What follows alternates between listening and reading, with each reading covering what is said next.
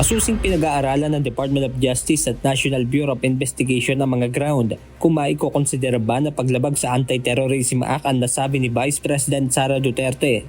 Ito ay ang bantang binitiwan ni VP Sara na may kausap siya na papatay kay Pangulong Ferdinand Marcos Jr., First Lady Lisa Marcos at House Speaker Martin Romualdez kung sakaling siya ay mapatay. Bukod dito, pinag-aaralan din ang mga pahayag ni dating Pangulong Rodrigo Duterte na pag-anyaya nito sa militar na tumulong sa pag-ayos sa umano'y fractured government.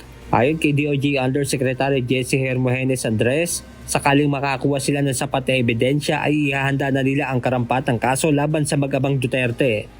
We will do a complete case build-up and only when there is sufficient evidence will we file the necessary criminal case against anybody who violates the law, no matter what position you may have, no matter how high you are in the country, no matter what kind of influence that you wield. We will apply the full force of the law to everyone without any distinction. No one is above the law.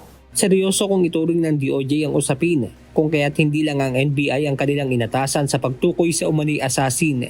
Tinukoy na po natin ang isang task force sa NBI na tutugon dyan po sa bagay na yan.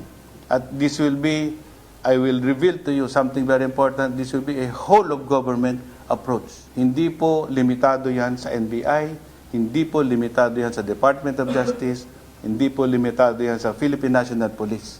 Samantala, tiniyak naman ng National Bureau of Investigation na magiging pata sila sa gagawing pag-iimbestiga.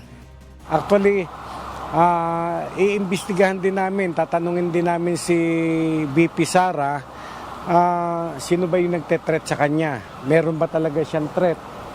Tutulungan din namin siya. Kasama po yan sa mandato namin. Imbestigahan ang any threat, assault on the person of the President, Vice President down hanggang sa Chief Justice. Amin yan. Including the media, primary jurisdiction ng NBI.